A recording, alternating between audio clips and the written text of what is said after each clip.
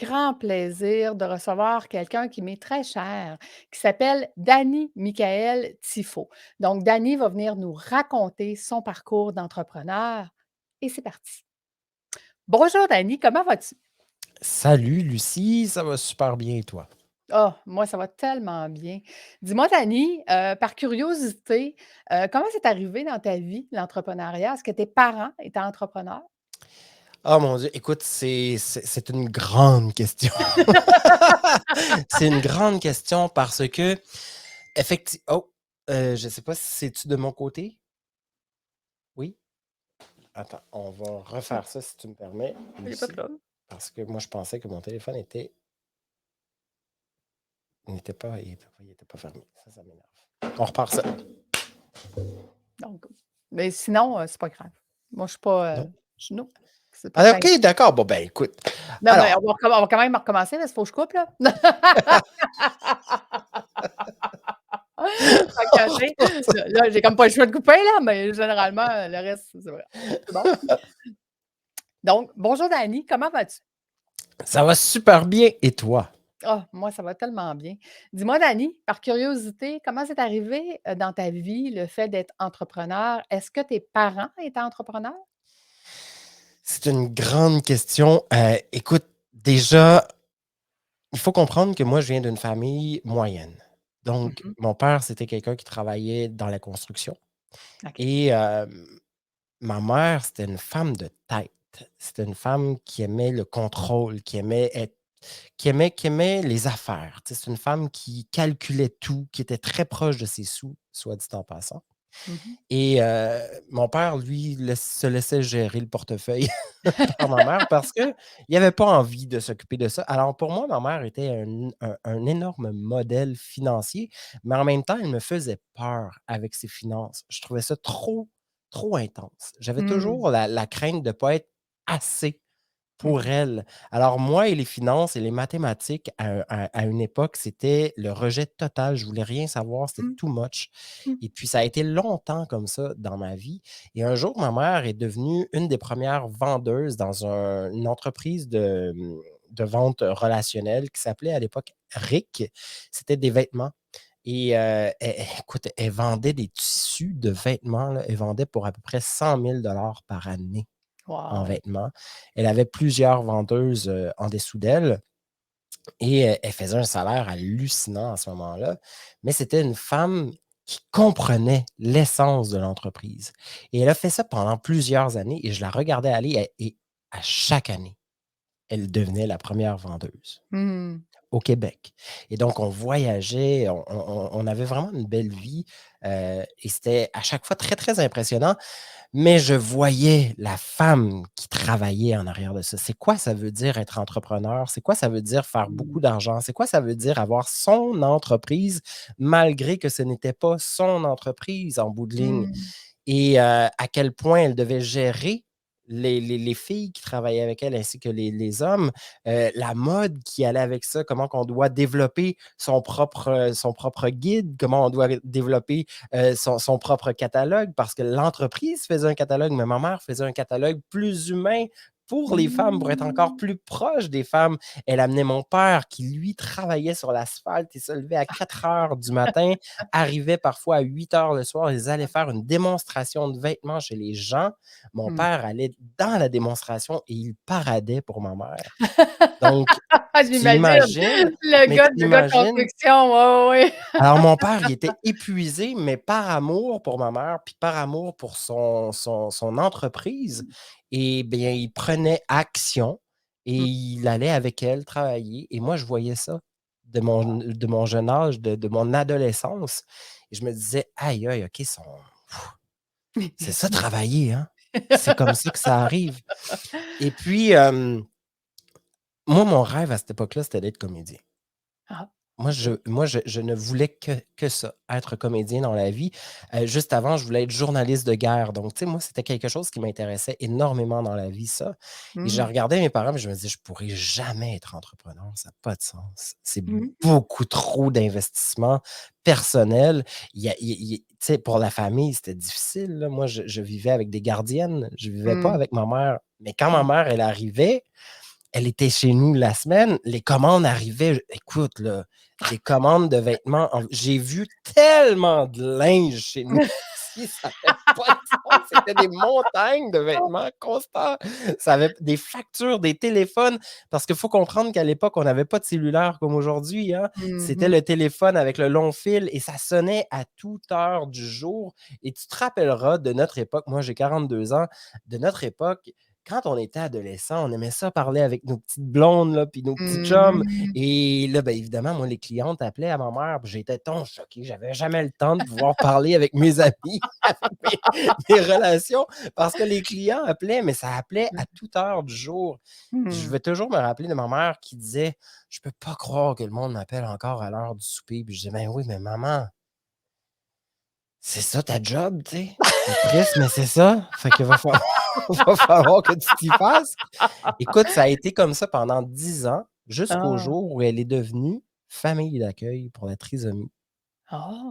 Donc elle a changé complètement sa Son monde. profession Ben ouais. et elle est devenue c'était plus une entrepreneur, mais Mmh. c'était une femme qui avait pas de patron nécessairement. Elle était à la maison encore, Mmh. à s'occuper, par exemple, de personnes ayant une déficience intellectuelle. Donc ça, j'ai trouvé ça magnifique de voir ce cheminement-là d'une femme de tête, d'une femme Ouais. de cœur à une femme de partage aussi, tu sais? Puis, Mais mais puis écoute, ça m'a influencé en tant qu'entrepreneur, ça. ben, Et là, je vais te revenir évidemment. après, Oui, pourquoi moi je oui, suis oui, non, devenu non, non. entrepreneur. Mais j'avais je non, ça m'amène à une question. Qu'est-ce qui l'a amené à faire ce changement-là? À un moment donné, ma mère, elle était bien sûr bien importante dans l'entreprise de vêtements Mmh mh. et elle avait une vision, tu sais, ma mère, c'est une entrepreneure, donc elle avait une vision et elle avait partagé sa vision à ce moment-là au propriétaire de l'entreprise. Elle disait: «Écoutez, moi, je suis sur le terrain. Je Mmh. sais ce que les clientes désirent. Puis ce que Mmh. vous nous offrez en ce moment dans vos nouvelles collections, c'est pas ce que les clientes, monsieur, madame, tout le monde désirent. Vous Oh. nous arrivez avec des vêtements de taille chinoise alors que nos clients, c'est des gens qui portent des tailles fortes. Mmh Alors, mh. vos tailles ne sont pas celles qu'on désire. Et puis, ben, malheureusement, les directeurs de cette entreprise-là n'ont pas pris en considération ce que ma mère disait, qui était, je vous le rappelle, la première vendeuse au Mmh Québec mh. pendant les 10 années avant. Donc, pendant Wow. 10 ans, elle a été comme la première vendeuse. Elle Mmh. comprenait vraiment la réalité du terrain. Et puis, ils ne l'ont pas écouté. Ma mère a dit, ben écoutez, si vous ne m'écoutez pas, c'est pas bien compliqué, je vais quitter parce que moi, je pense que j'ai donné. Et elle a Mmh. quitté 2 ans après, l'entreprise a fermé ses portes.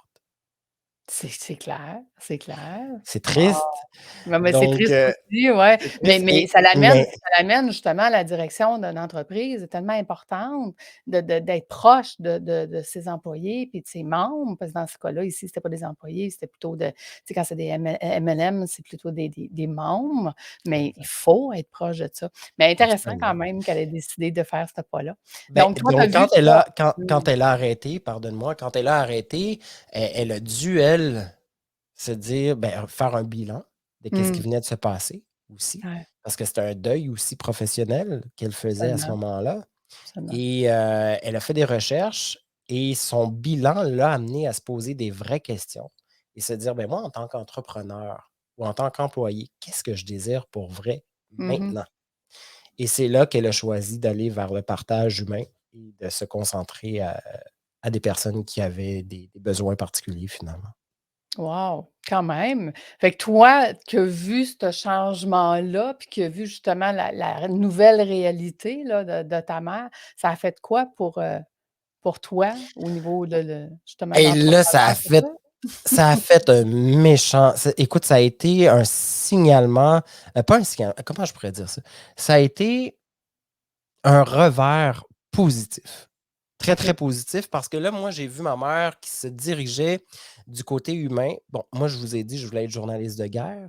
Je vous ai Mmh. dit, je voulais être comédien. Pourquoi je voulais être journaliste de guerre? Parce que tout ce qui arrivait dans la vie, qui était pour moi de l'injustice, ça me touchait vraiment en tant qu'enfant. Puis j'avais juste un désir, moi, c'était d'aider ma famille à s'épanouir dans la vie, tu sais. Et puis, un jour, pour plein de raisons, j'ai pas été admis à l'école, comme comédien, puis j'ai pas j'ai pas persévéré vers ça et j'ai voulu faire moi aussi. Quand j'ai vu ma mère faire son bilan, j'ai décidé de faire le mien et c'est comme OK. ça que je suis devenu massothérapeute à mon compte et ça, j'ai fait ça pendant 14 ans. Et Ah! donc, je suis devenu massothérapeute et j'ai aidé des gens. Moi, j'étais vraiment, spécialisé dans le choc post-traumatique. Donc ma clientèle, c'est les Forces armées canadiennes, le SPVM, les gens qui doivent apprendre à se refaire toucher après un viol. Mmh. Donc c'était vraiment là-dedans que j'étais le plus efficace finalement et c'est une entreprise. Quand tu es massothérapeute professionnel, seul, pas de cabi tu sais, tu pas Mmh. dans un spa là, c'est toi qui dois bâtir ta clientèle, c'est toi qui Absolument. dois faire les comptes, qui dois faire le budget et cetera et cetera. Avoir une clientèle, c'est pas rien avoir une clientèle là, puis quand tu es un homme massothérapeute, c'est pas une femme massothérapeute là. Mmh. Tu as Mmh. encore plus de défis, en fait, en tant qu'entrepreneur à aller, trouver ça. Donc je me suis, rapproché d'un hôpital. Je me suis dit: «Si je suis près d'un hôpital et que je travaille en collaboration avec des gens du milieu de la santé, beh, je vais peut-être avoir plus de facilité à aller vers ce que je recherche moi, tu sais, pour aider les gens» et c'est comme ça que j'ai bâti ma clientèle, en fait. Et OK. pendant 14 ans, j'ai fait ça et bien sûr, ma mère était en admiration parce qu'elle voyait que son gars, ben, il se Mmh. battait. Puis j'ai jamais ma mère, ce qui l'impressionnait à ce moment-là, c'est que je ne lui demandais pas d'argent pour Mmh. m'aider.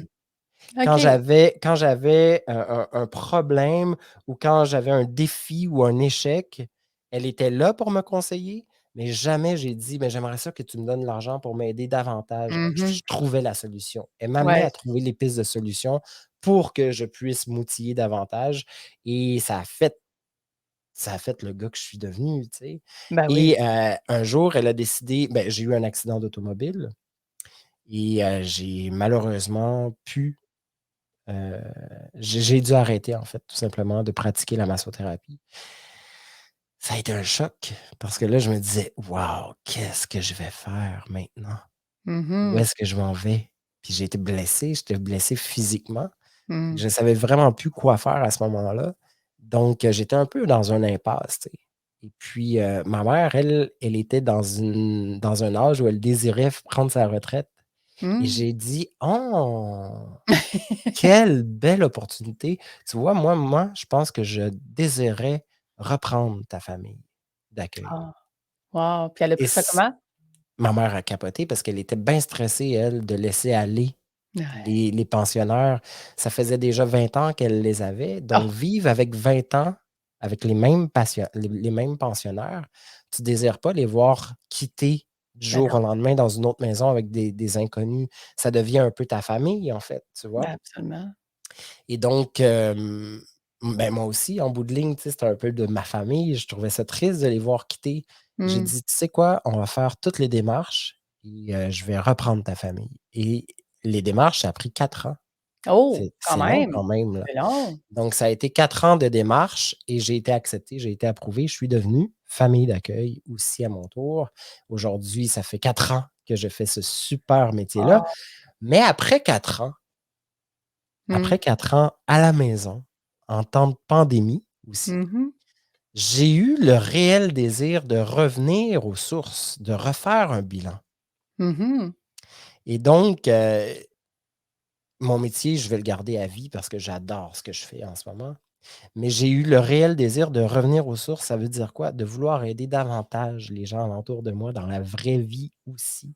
Ouais. Comment je peux aider davantage? Et là, tu sais, tout le monde veut aider, hein, Lucie. Il y a tellement de monde aujourd'hui qui désire aider l'autre, mais de quelle façon?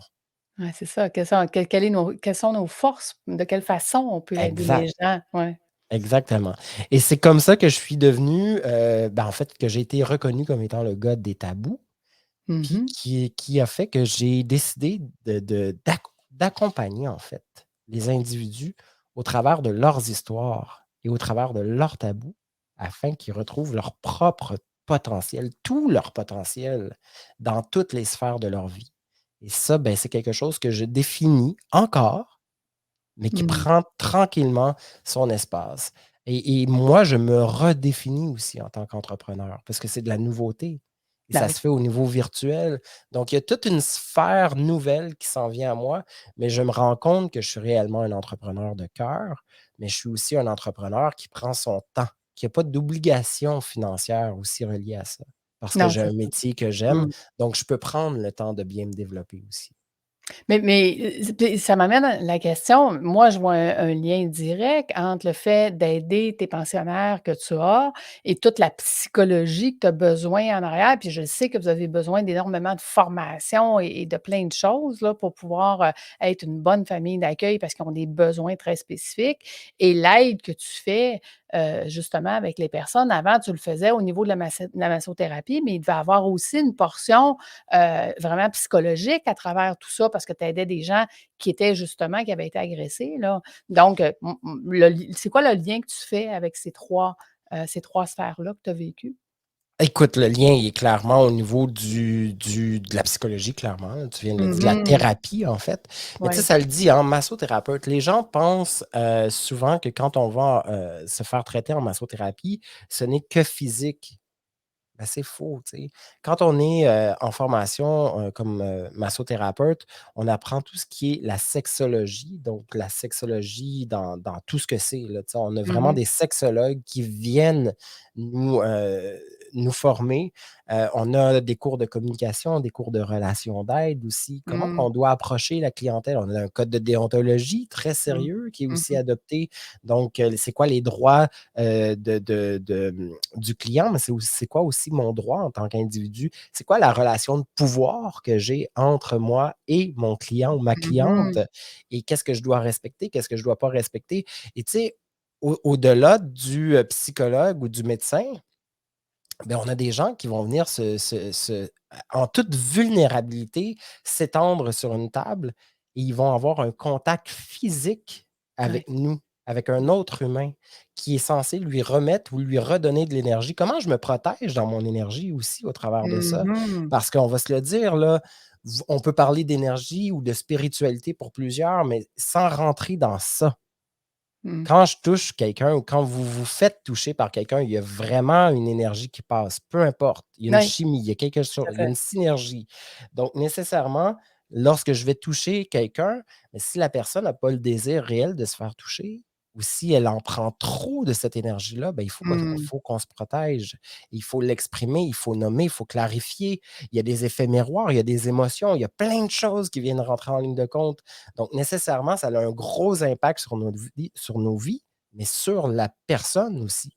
Donc, si moi, je ne file pas aujourd'hui, là, Mmh. si moi, je suis en colère avec mon conjoint ou ma conjointe, ou Mmh. si moi, je suis triste, mais que je m'en vais travailler, puis que je m'en vais donner toute cette énergie-là à la personne pour la traiter, ben, pensez-vous vraiment que ça va l'aider? Pas du tout. Elle va le ressentir, elle va s'en aller, puis elle va être vraiment déçue de son traitement, là, ça ne l'aura pas Oui. aidé. Donc, il fallait toujours que je sois hyper groundé. Il fallait que je laisse à la maison les problématiques, Mmh. puis que j'arrive, puis que je donne un traitement. Comment on fait la transition entre ça? Mmh. Donc, il fallait que je fasse un bilan à chaque fois avec moi-même. Et quand j'étais épuisé ou fatigué, ben, la première chose que je devais faire, c'était d'appeler le client, puis pas de le bullshitter, là. C'est de lui dire: «Écoute, je te respecte assez et je Mmh. me respecte assez aujourd'hui pour te dire que je n'ai pas l'énergie nécessaire pour te traiter. Et Mmh. c'est pas contre toi, ce n'est pas contre moi, c'est vraiment pour te protéger de mon énergie en ce moment. Donc, aussitôt que je vais aller un petit peu mieux, je te rappelle, on va reprendre un contact et on va reprendre un rendez-vous ensemble, mais c'est vraiment pour toi et pour moi que je le fais. Donc, j'espère que tu comprends. Sinon, je te souhaite, ben, une belle une belle semaine et je peux aussi t'envoyer un autre, Oh oui. tu sais, une autre source, mais il faut respecter ça.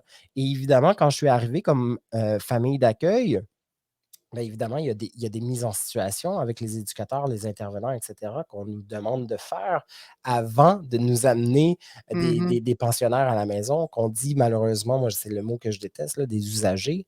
Je peux pas croire qu'on les appelle des usagers, je trouve ça tellement ridicule, mais dans le milieu médical, c'est comme ça qu'on appelle ça.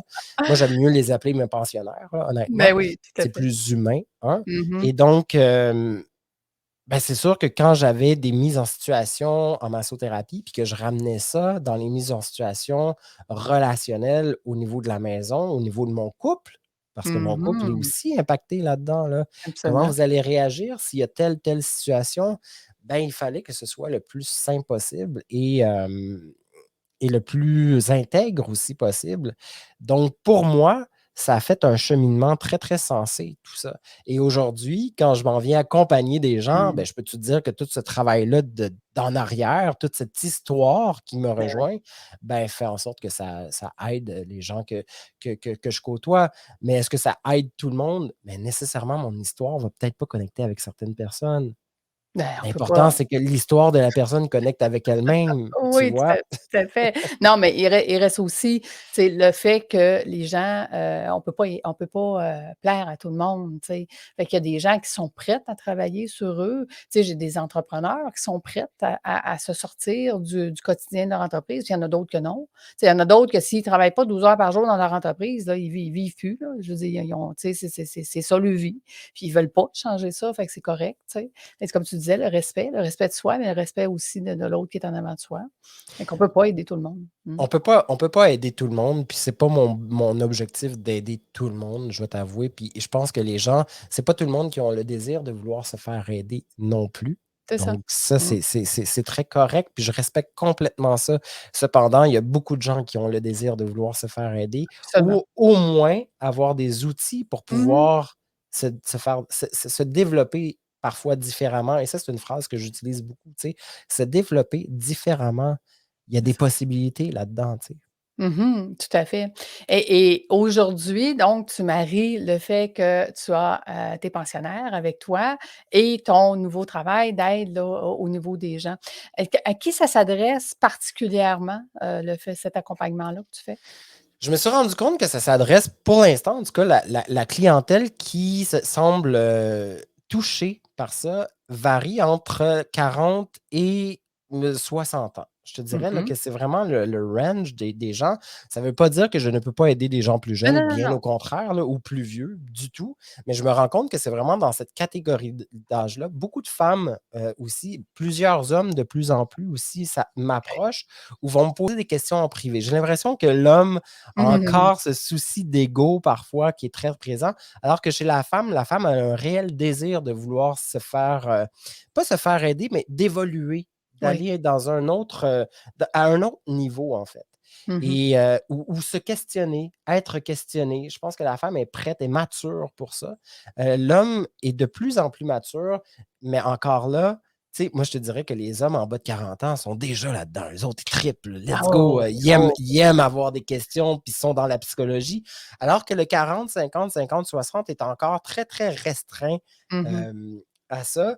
Et ça vient le chicoter. Il n'y a pas envie nécessairement de rentrer dans ces bébites. Et ce que je dis, c'est que on ne rentre pas tant dans les bébites. Oui, on y va. C'est important d'aller là. Mais c'est important d'aller comprendre son histoire pour comprendre son présent. Mmh. Tout à fait. Qu'est-ce qui se passe dans ton présent en ce moment là, qui fait que là, ça fonctionne pas? Mmh. Qu'est-ce qui fait que là, tu es à bout ou tu pas le bonheur facile, ou tu te sens épuisé, ou tu Mmh. te sens incompris, puis que tu te dis, ou tu te sens victime, puis tu te dis: «C'est toujours à moi que ça arrive ça». Ouais. Qu'est-ce qui fait que ça arrive en ce moment? Est-ce que tu te poses la question? On va souvent mettre la faute sur l'autre, sur les autres, mais qu'en est-il de qu'est-ce qui se passe avec toi-même? C'est quoi les Mmh. abus que tu te fais, toi, à toi-même? Ah oui. C'est quoi ton respect que tu as envers toi-même aussi? Ouais, mais tu sais, on sait bien, là, moi, je veux bien, mais il y a la faute de l'autre. Oui, oui, oui, OK, bon, parfait. On le sait, on l'a nommé, on le connaît, il y a tous ses torts. C'est quoi les tiennes? C'est quoi les tiens? Qu'est-ce que tu désires? C'est quoi tes réels désirs? C'est quoi tes passions? Mes Mmh. passions? Je sais, écoute, j'ai pas le temps de penser à ça, mes passions, moi, là. Non, Ben, tu sais, c'est ça. effectivement. Puis d'aller justement découvrir, tu sais, pourquoi qu'on en est rendu là, dans le fond, tu sais, c'est quoi qui nous a amenés là, autant les torts de l'autre que ses torts à soi. Ben ça Absolument. permet de pouvoir faire des décisions dans le futur et de changer ce futur-là, comme tu disais, d'évoluer, mais de façon différente et non Ben, pas de on peut pas empêcher et enlever ce qu'on a vécu. Mais on absolument peut pas. décider le futur, par exemple. On ne peut pas enlever ce qu'on a vécu, ça nous appartient. Oui, tout à fait. C'est notre histoire. Mais ça a un impact, tu sais, là, ça fait un lien directement avec la massothérapie. Ça a un impact sur notre physique, ça. Mmh. À Tout partir à du fait. moment où on reconnaît notre histoire, on assume cette histoire-là, elle nous appartient, elle fait qui je suis aujourd'hui malgré les Oui, malgrés, là. ah mais Aujourd'hui, ça veut pas dire grave! que je réussis pas, ça veut pas dire que non, c'est ton histoire, c'est pas grave. Ce qui s'est passé est déjà passé, mais ça fait partie de ton entièreté. Ça fait partie de où est-ce que tu te définis en tant qu'individu aujourd'hui. Et Et c'est ça, grâce, oui, c'est riche de nuances, c'est riche de couleurs, c'est riche de plein de choses. Et donc, quand on n'assume pas ça, qu'est-ce que vous pensez qui se passe dans votre corps? On est tendu, on est crispé, on a mal à la tête, le cancer pour certains va se développer. Il y a plein de choses. Donc, à partir du moment où on fait la paix avec ça, mmh. on respire. Oui, puis c'est ça On que je dis, c'est hein? c'est grâce à notre histoire qu'on est ce qu'on est aujourd'hui et peu importe que ça l'a été là, que tu sais, que je moi et mon chum, on fait toujours, des farces là-dessus. On dit: «On a eu tant d'années de tu sais, de une vie de De marde, misère, oui, mais ou une misère, peu importe, mais tu sais, je dis grâce à ça, on est ce qu'on est aujourd'hui». absolument, Et c'est grâce absolument. à ça qu'on peut prendre la décision que le futur ne sera pas ça. Parce que je pense que l'être humain apprend en vivant les opposés, hein. Il faut que tu vives quelque chose de particulier pour apprécier le contraire. Ben, apprécier, mais aussi accepter que le futur peut être négatif aussi. Oui, Ce que je veux dire, c'est que qu'est-ce qui se passe aujourd'hui, tu le contrôles. oui. Ça t'appartient. C'est là, là. C'est Mmh. maintenant que ça se passe. Qu'est-ce qui va se passer dans le futur? Personne ne le sait. On peut avoir une vision du futur. On peut avoir Mmh. un objectif vers le futur. On peut visualiser tout ça puis avoir une belle fierté qui s'en vient. Mais il faut être conscient aussi de parfait, pour arriver là, là, il va y avoir des embûches. Il va y avoir encore des échecs. Et c'est correct. Absolument. Ça fait partie de mon chemin de vie. Puis là, je ne veux pas rentrer dans le spirituel, mais je veux juste que les gens soient conscients que ça, là, ça arrive. On n'est pas à l'abri des impacts, on Mmh. n'est pas à l'abri des déceptions. Ça fait partie du cheminement de vie, puis de votre histoire qui va se dérouler dans le futur aussi. Mmh. Mais ô combien on peut se dire: «Hey, sais-tu quoi? Moi, là, non seulement j'aimerais ça, mais c'est ça que je veux». OK, Tout à fait. maintenant, qu'est-ce que tu vas faire pour arriver à ça? Et ça, toi, tu l'enseignes très bien aussi. Ben, écoute, ça fait tellement de liens parce que, tu sais, dans ma une le un des volets de la formation que je fais, c'est la gestion de risque. Puis je leur dis: «Quand vous partez votre entreprise, vous imaginez que ça va toujours aller à 100 le mieux, mais dans la réalité, c'est pas toujours ça qui arrive et si vous êtes pas prêt au pire, puis si vous avez pas mis en place justement tout ce qu'on a besoin pour que si jamais le pire arrive, on va passer à travers, ben quand le pire va arriver, c'est là que vous allez vous effondrer et c'est la même chose que tu dis, Dani. C'est quand on accepte notre histoire, puis qu'on accepte qu'est-ce qui a été bon, qu'est-ce qui a été moins bon, ben on se prépare dans le futur à dire: «Moi, ce que je veux de mieux, c'est ça, mais le pire, c'est ça qui pourrait arriver, mais je suis prêt. Je suis prêt, donc je suis pas déboussolée quand ça arrive», tu comprends? Ben, c'est que ça te ben oui, puis ça permet de mettre tes propres fondations, Exact. tu sais, puis de te dire: «Ben, maintenant que ça c'est dit, maintenant que ça c'est accepté, maintenant que ça c'est assumé, Mmh. ben venez-vous-en». C'est ça, Tu c'est sais? ça. Tu sais, moi, je m'en vais C'est dans ce qu'il y a de mieux, c'est ça que j'espère, mais si ça se passe pas exactement comme je sais pas, c'est correct, j'étais prête, tu sais, c'était prévu. C'était prévu que la vie sera pas toujours, rose, hein. exactement. On n'a pas de lunettes roses, là. On Donc veut toujours le bonheur, tu sais, oui, combien oh mon Dieu, combien en temps de COVID, là, j'ai tellement entendu de coachs, j'ai tellement entendu de monde parler du bonheur, du bonheur, du bonheur, du bonheur, du bonheur, du bonheur.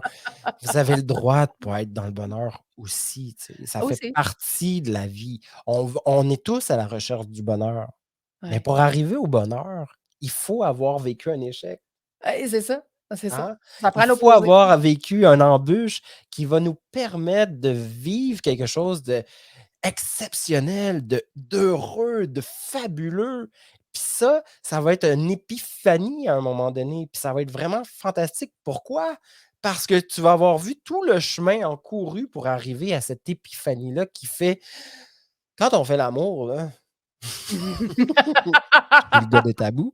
Ah bah oui. Au début, hein, on est comme: «Ah, il y a quelque chose là, on ne sait pas, ça va c'est quoi les embûches qui vont arriver? Va-tu en avoir? Ça va-tu être plaisant? Ça va-tu pas être plaisant?» On va arriver à une épiphanie à la fin, mais on va-tu être vraiment heureux de qu'est-ce qui vient de se passer ou on va être un peu déçu? Mmh. C'est la même chose dans la vie, Ouais, tout à fait. c'est tout. On peut espérer le grand bonheur, mais le grand bonheur, il est là, mais il est là, parcimonie, hein. Il est pas là tout le temps. Par qu'est-ce qui se passe dans ton esprit, dans ta tête, dans ton imagination, dans ta vision de la chose, dans l'intensité, tu sais, on peut vraiment aller aussi vers ça. C'est quoi l'intensité? C'est quoi les intentions que tu Mmh. y mets pour arriver à ton bonheur éventuellement? Tout à fait.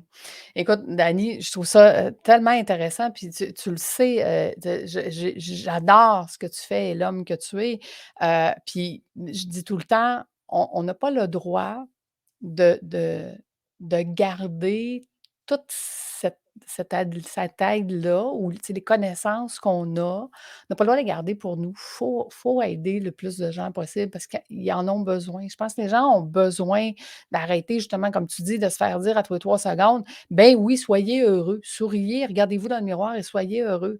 Ouais, mais pour arriver à ça, là, je pense qu'il y a un cheminement à faire, puis tu les aides beaucoup ces gens-là, à ce niveau-là.